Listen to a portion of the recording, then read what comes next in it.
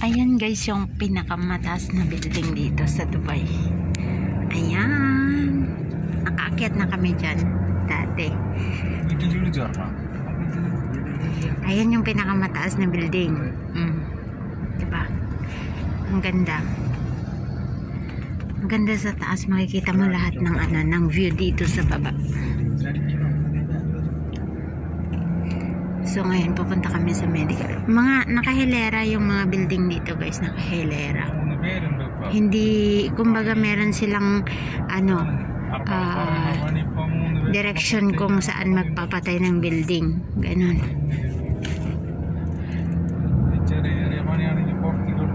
Ayan, puro building po yan. Ayan, hanggang doon. Madaming building. Pero yan yung pinakataas. O, diba? Naakyat na namin yan hanggang dun sa pinaka 225 floor kami dati. 225. Diba ang taas? Oh my god. Ayan. Medyo mahal naman yung entrance. Ayan, so nag-stop ko Mazaya. Ayan, dito din yung building ng amo namin. Meron siyang dito, apartment na opisina.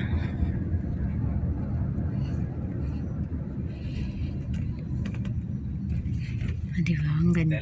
Kasan-lakas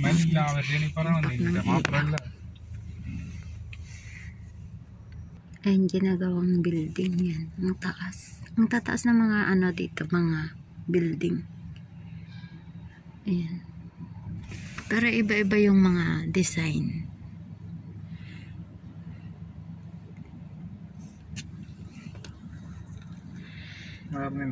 Ayan din, iba yung design ng building na yan. O diba? Pero pag nakaakyat ka dyan, makikita mo lahat ng mga view. Ayan, iba din yung design. Pero hindi pa tapos. Ayan. Ginagawa. Bago lang ito eh. Ayan, nandito na kami sa tunnel. O, diba? Ayan.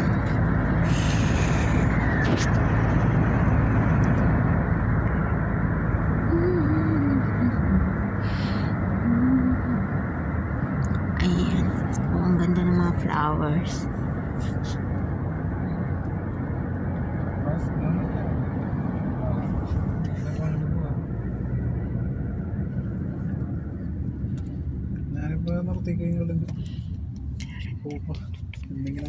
Maganda dito. Kaso lang, pagdating ng summer, sobrang init.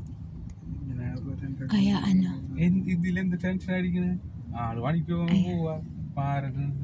pag alam na nilang hindi na maganda yung style ng building, binabakbak po nila, tapos pinapanibago ganun.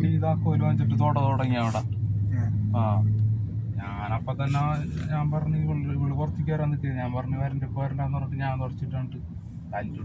Ingay ng mga kasama ko, marites. Marites sila. Ayun, kasi may kamaritesan siya. Ayun, marites.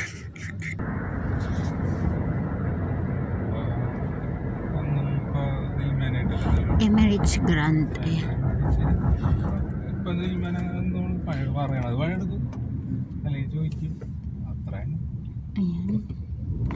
Ang lang kasi dito, madaming stoplight. Kaya medyo matagal.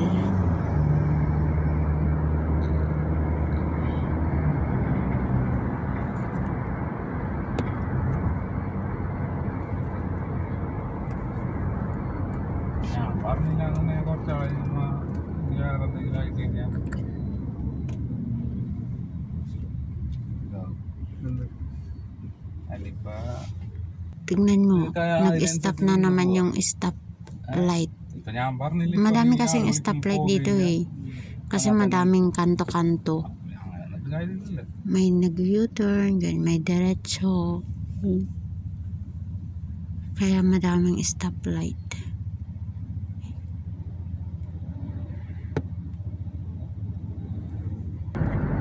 Ayan guys, bye bye, thanks for watching.